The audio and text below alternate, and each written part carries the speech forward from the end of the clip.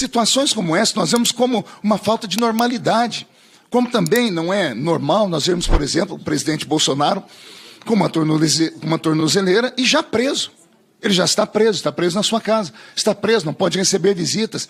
Esse parlamentar aqui mesmo já enviou ao ministro Alexandre de Moraes 2 pedidos de permissão para que possa visitar o presidente e não conseguir até agora resposta. Como é que alguém pode ser preso sem um julgamento? Não acabou o julgamento, ele já está preso. Sobre o caso de Bolsonaro estar com uma prisão cautelar ou uma prisão domiciliar, foi perguntado aqui literalmente: que brasileiro está preso sem a devida condenação, sem o trânsito em julgado? Foi perguntado aqui.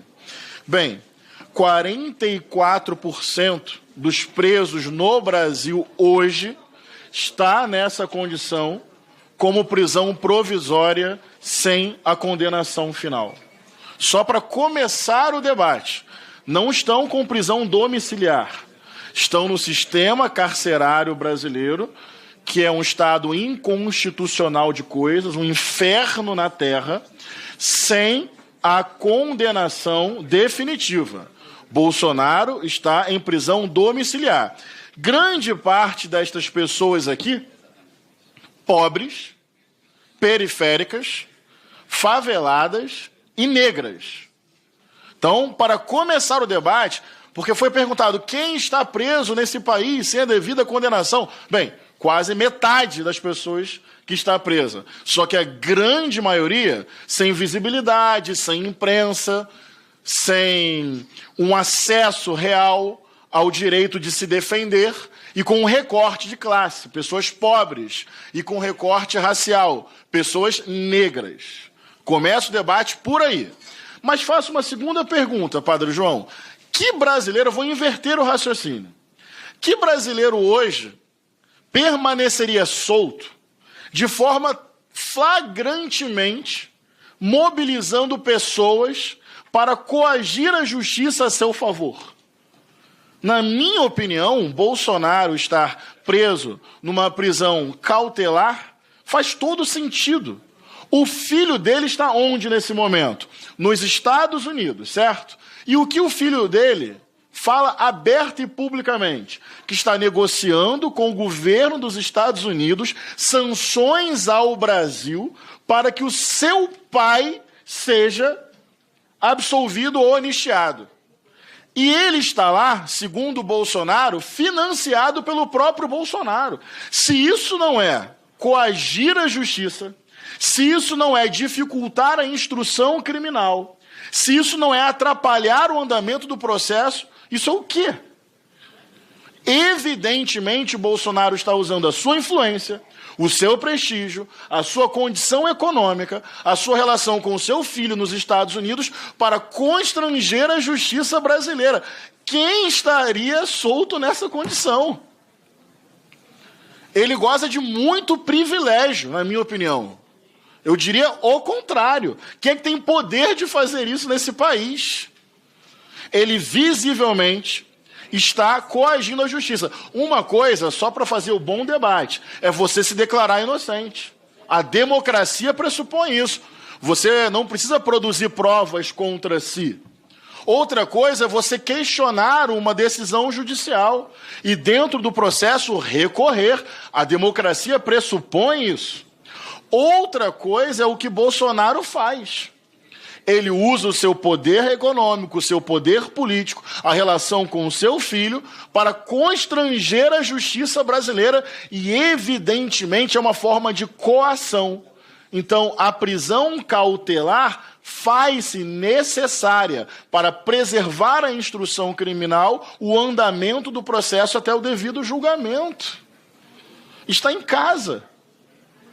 Eu vou responder a pergunta novamente. Quem no Brasil está preso antes da condenação? Quase metade do sistema penitenciário brasileiro. E sem o prestígio e a proteção que Bolsonaro tem. Ai de um pobre negro mobilizar sua comunidade para questionar a decisão de um juiz. Estaria com certeza preso em casa. Não. Talvez tivesse tomado um tiro na cara. Bolsonaro é um privilegiado. E outra questão, quem está polarizando o Brasil? Padre João, me ajuda a lembrar aqui pedagogicamente. Quando Lula perdeu a eleição em 1989, o que aconteceu? Quando Lula perdeu a eleição em 1994, o que aconteceu? Quando Lula perdeu a eleição em 1998, o que aconteceu? Quando Haddad perdeu a eleição em 2018, o que aconteceu? Quem não sabe perder, quem organiza a trama golpista, quem não respeita a decisão da maioria da população, é a extrema-direita.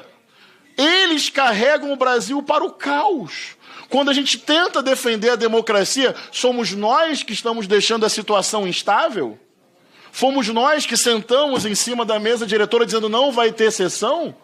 Daí, quando a gente reage para que o trabalho legislativo volte à sua normalidade, a gente é que está levando para a polarização? Tem um vídeo que viralizou recentemente do Haddad indo para a USP, salvo engano, no dia seguinte ao que ele perdeu a eleição em 2018. E perguntaram, Haddad, o que você vai fazer agora? E ele disse, eu vou trabalhar, vou dar aula, sou um professor. Vim pegar os meus livros. Quando o Bolsonaro perdeu a eleição, ele entrou em choque, chamou os seus amigos, em sua maioria homens, começou a chorar a sua própria derrota, porque não sabe perder, tem um quê de imaturidade emocional na lógica de ser da extrema-direita, não reconheceu publicamente o resultado e começou a organizar uma trama para não entregar a presidência, que envolve tipo plano de assassinato. Gente, é a barbárie. E veja, isso não é surpreendente. Eu sempre remonto essa história. Independente de esquerda e direita, alguém aqui naturaliza tortura? É normal pegar um ser humano e pau de arara, pancada, choque elétrico, rato, cobra. Eu queria ouvir dos parlamentares da direita. Não, a gente acha isso tranquilo. Eu imagino que ninguém vai dizer isso publicamente, certo? Então vamos seguir o raciocínio. Chega um deputado, tem uma mulher que foi torturada e tem um homem que a torturou. É de direita ou de esquerda um indivíduo publicamente para milhões de brasileiros homenagear o torturador desta mulher, ridicularizando o sofrimento dela? Alguém aqui é capaz de defender essa postura? Pois essa foi a fala de Jair Bolsonaro no dia da votação, no dia 17 de abril de 2016. Gente, isso não é direita, sei lá o que é isso, é anticivilizatório, desumano, criminoso. Numa democracia séria, ele perdia um mandato ali, sério mesmo. Porque liberdade de opressão não pode se confundir com isso.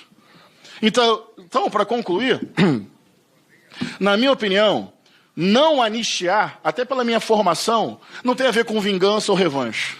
Tem a ver com memória, verdade, justiça e democracia. Coitado do povo preto, pobre, favelado e periférico que não consegue se defender. Que antes de ser preso é morto. Privilegiado é Bolsonaro. Tirando o golpista ainda em casa. Eu não quero revanche. Eu quero justiça para começar a passar esse país a limpo.